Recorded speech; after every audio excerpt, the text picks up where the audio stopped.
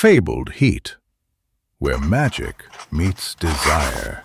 Subscribe to ignite the fantasy. The world shattered in a flash of glass and steel, and I awoke on cold stone, the sting of ozone still clinging to my skin. My head throbbed, but the ache in my chest was louder. 3 strangers stood over me, their silhouettes framed by the flickering torchlight of an ancient hall. Elijah was the first to move. His dark hair fell over his forehead, and his eyes burned like twin moons, reflecting a hunger that was both terrifying and intoxicating. He brushed a trembling hand across my cheek, the heat of his palm searing through the chill of the stone. "You're ours now," he whispered, his voice a low, husky promise that sent a shiver down my spine. Liam, taller and broader, placed a firm hand on my shoulder, his grip both protective and possessive. The scent of pine and rain clung to him, and when his thumb traced the curve of my jaw, I felt a spark of longing I hadn't expected in the midst of chaos. Caleb, the quietest of the 3, knelt beside me, his fingers gentle as they lifted a splinter of stone from my wound. His eyes, a stormy gray, held a softness that made my breath catch. "We won't let the darkness take you," he murmured, and his words wrapped around me like a warm blanket. Behind them, an ancient door of iron and rune-etched wood creaked open, spilling violet fire that painted the walls with shifting shadows. The air thrummed with raw magic, the kind that makes the skin tingle and the heart race. I could feel the pulse of the enchantment, a rhythm that matched my own quickening heartbeat. Instinct told me to flee, to crawl back into the safety of the world I knew, but the pull of those 3 men was stronger than fear.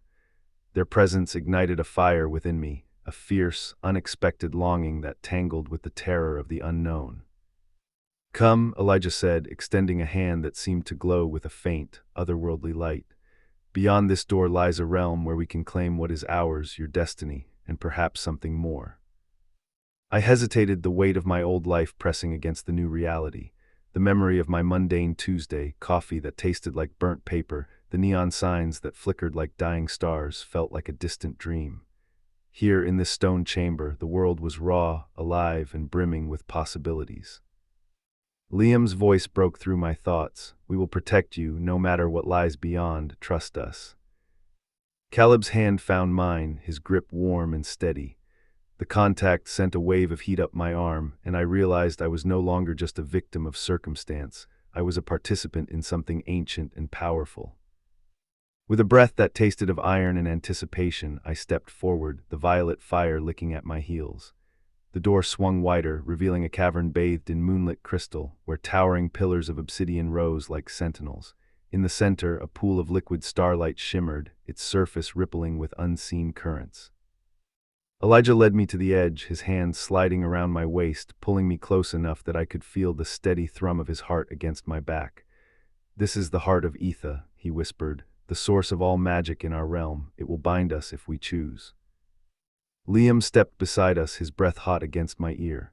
"Feel the power," he urged, his fingers trailing down my spine, igniting a fire that rivaled the violet flames. Caleb knelt at the pool's edge, his eyes never leaving mine. "We are bound by more than desire," he said, his voice reverent. "We are bound by destiny." The liquid starlight rose, forming a luminous vortex that swirled around our feet. I could sense the ancient magic probing my soul, testing my resolve. My mind flooded with images, my old life, the mundane grind, the safety of anonymity, then shifted to the raw, pulsing connection I felt with these 3 men. I closed my eyes, letting the heat of Elijah's body, the steady strength of Liam's arms, and the gentle assurance of Caleb's touch guide me. When I opened them, the vortex had settled into a soft, glowing halo that hovered above the pool. "Speak your truth," Elijah urged, his voice trembling with a mixture of command and yearning.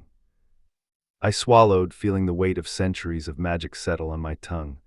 "I am no longer the woman who feared the world. I am the woman who embraces it, who embraces you," I said, my voice steady, my heart blazing. The halo pulsed, and the 3 of them stepped forward, each placing a hand upon my shoulders. The magic surged, wrapping us in a cascade of violet light that felt like a kiss, a caress, a promise. When the light faded, the cavern was silent except for the soft thrum of our combined breaths. The pool reflected our faces, 3 men, fierce and tender, and me, standing at the center, no longer shattered but whole.